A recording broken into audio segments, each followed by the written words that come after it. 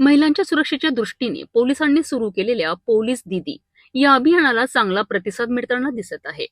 एका तरुणीने धाडसाने तक्रार दिल्यानंतर छेडछाडीचा प्रकार उघडकीस आला आणि पोलिसांनी आरोपी विरोधात कारवाईचा इशारा दिला आहे। मिळालेल्या माहितीनुसार एका मुलीने पोलिसांकडे तक्रार देत सांगितले की तिच्या परिसरात राहणारा एक तरुण तिची वारंवार छेडछाड करीत होता आणि मैत्री करण्यासाठी दबाव टाकत होता।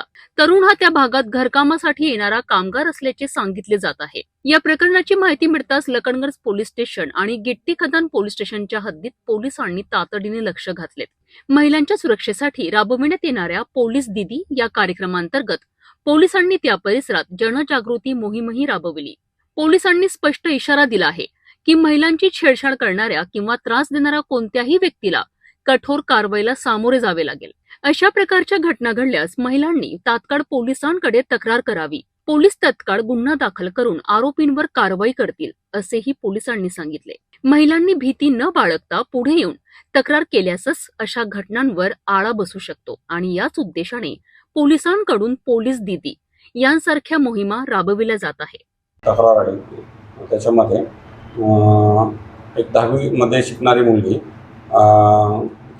तिने येऊन आपल्याकडे रिपोर्ट दिली होती की तिला एक मुलगा छेडखान करत आहे।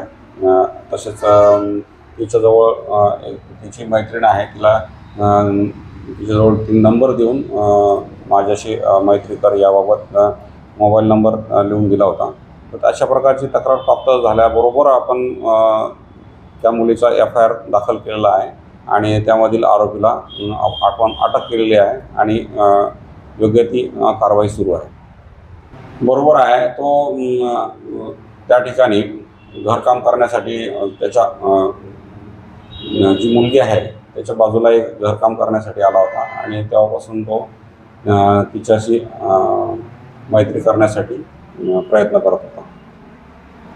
गिट्टी खदान पोलीस स्टेशन आणि नागपूर पोलीस आयुक्तालय यांच्याकडनं आम्ही माननीय CP साहेबांच्या आदेशान्वये पोलीस दीदी हा कार्यक्रम राबवित आहोत आणि अशी महिलांच्या छेडखानीची किंवा महिलांच्या सुरक्षिततेबाबतची कोणतीही तक्रार प्राप्त झाल्यास तात्काळ आम्ही त्यावर FIR दाखल करून जो आरोपी आहे किंवा जो कोणी असे गैरकृत्य करतो आहे त्याबाबत आम्ही योग्य ती कारवाई करून त्याच्याविरुद्ध FIR दाखल करत आहोत।